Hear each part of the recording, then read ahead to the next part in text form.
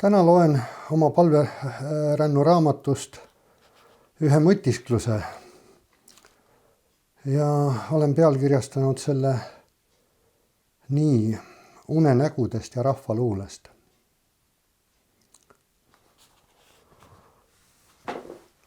Unenägu sarnaneb pärimusega. Tarvitseb hakata seda meelde tuletama, kui iga teadvuse pinnale kerkinud detail saab õngekonksuks uuele. Üks motiiv haakub teise külge ning peagi avastad üllatusega, et mäletada asju, millest sul enda arvates aimugi polnud. Sama juhtub pikka laulu või lugu jutustades. Kui algus tehtud, tulevad sõnad otse kui iseenesest, kuigi alles hetk tagasi kahtlesid, kas mäletad neid. Pealegi on unenägu pärimuse sugulane selles mõttes, et jutustamise ajal toimuva meenutamise käigus omandavad varem üsna hajusad nägemused konkreetsed piirjooned. Pange tähele, kui te ka valjusti ei räägi, jutustate pärast ärkamist unenägu endale mõttes, vormides sellest traditsioonilise narratiivi. Kui te seda ei tee, siis kaob unes nähtu sündmuste horisondi taha. Alles eile olin veendunud, et ei näe unes metsa. Viimased linnades ja nende äärealadel seiklemised sulatasid lahti tee varasemate samalaadsete unenäo kildude juurde, moodustades koos nendega kireva, kuid ühest keskkonnast võrsunud mosaiigi. Kohe tuli meelde Tallinna vanalinn, mille tänavad moodustavad unes kummalisest idamaist basaari meenutavate võlvidega kaetud labürindi keskpunktiga kusagil Raekoja lähistel. Väravatornide trepid aga võimaldavad ronida kõrgemal korrustel asuvate tänavateni. Majad on täis kummalisi poode ja kohvikuid. Mõni varjab endas hiigel suurt teatrit või kontserdisaali, mille vestibüülides võib lootusetult ära eksida.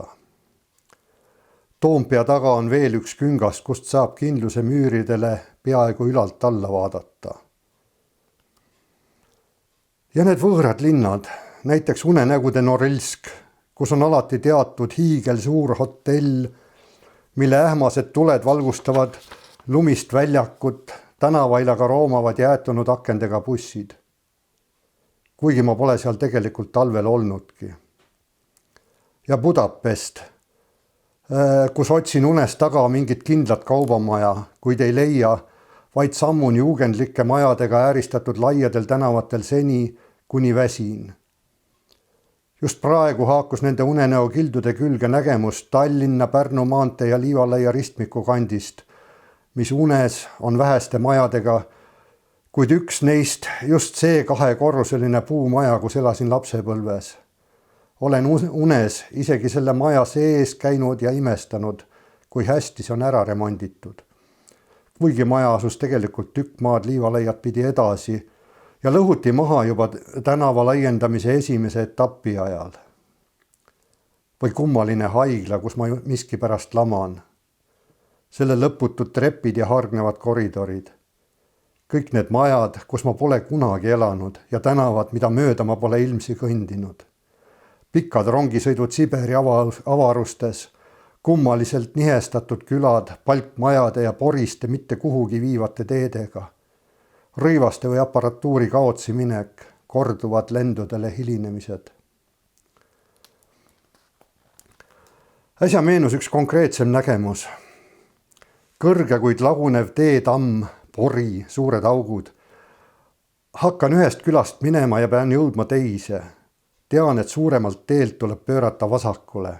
Seal on tee veel hullem, järsud, libedad tõusud, raske kõndida ja pea võimatu autoga sõita, sest kohati on teetamm nii kitsas ja järsk, et meenutab pigem kruusahunnikut.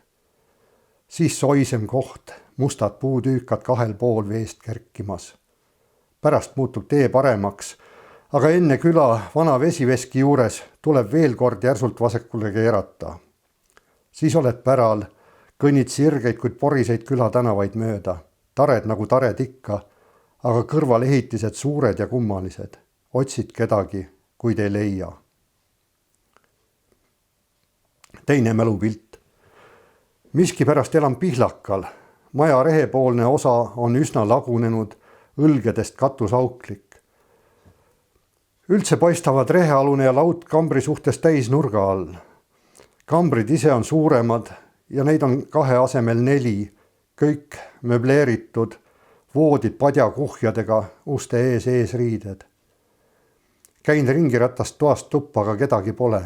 Seinakell tiksub. Viimaks lähen rehe alla. Muid loomi ei näe, kuid sulus on paar siga. Tõusen lakka ja vaatan murelikult lagunenud katust. Väljas on hilis sügis või varane talv, maas kerge lumekirme. Mõnikord istun köögis laua tagu ja nagu ootan kedagi. Mõnikord lähen õue, istun autosse ja sõidan kellelegi vastu.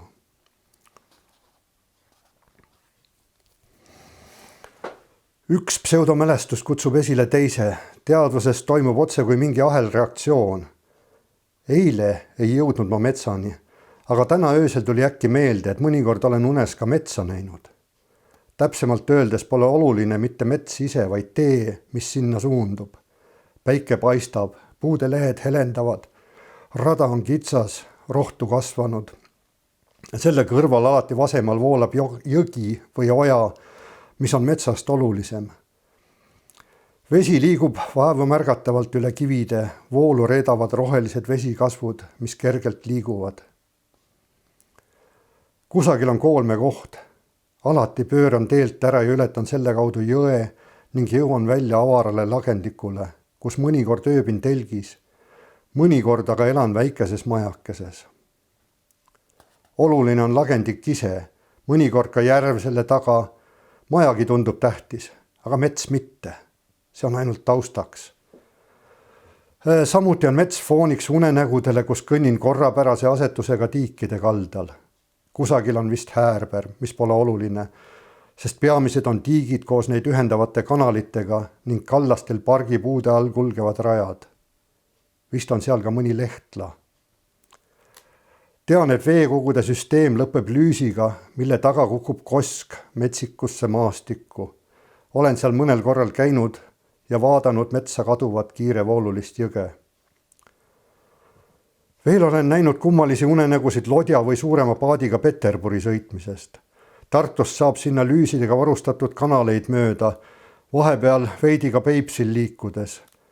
Kummaline korrastatud ideaalmaastik selgevormiliste puude, valgete majade, tuuleveskite ja kirikutornidega.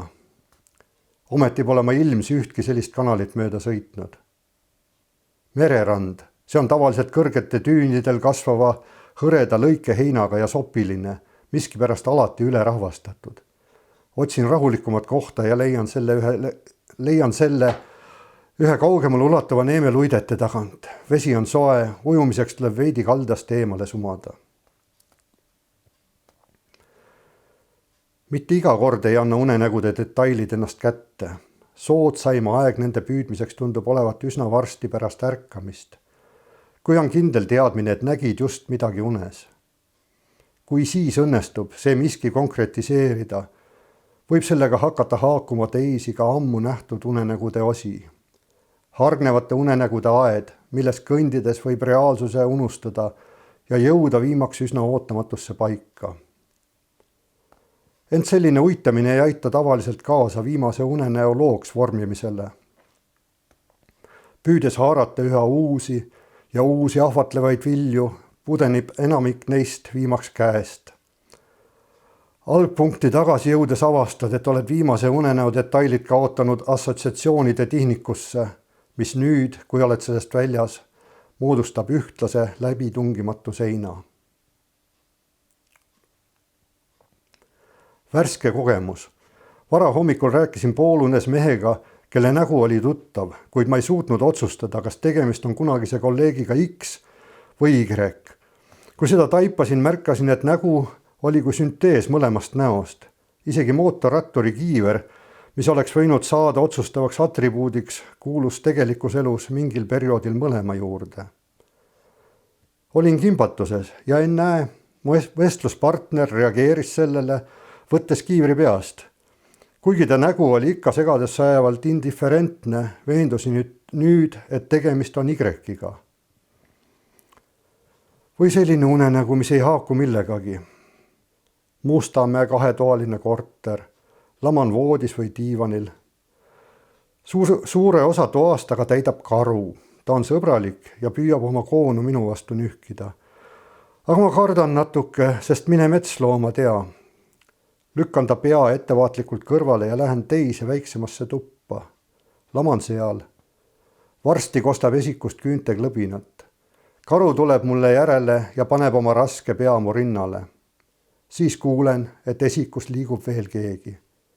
Äkki see keegi võiks ukse lahti teha ja karu välja lasta. Kuid ei, ärkan hoopis üles. Kui tulla tagasi pärimuse juurde, siis pole selle puhul enamasti tegemist metsiku mõtlemisega. Neis kultuurides, kus domineerib suuline pärimus, kasutavad jutustajad ja laulikud pikkade lugude esitamisel pärimuses juba ootevalmis olevaid elemente, millest suuremaid nimetavad teadlased motiivideks, lühemaid aga vormeliteks. Esituse käigus kutsub üks motiiv esile teise, see tähendab motiveerib teist üsna sarnaselt unenäo meenutamisega. Iga motiiv omakorda aktualiseerib kindlad vormelid, mille abil see jutuks tehakse.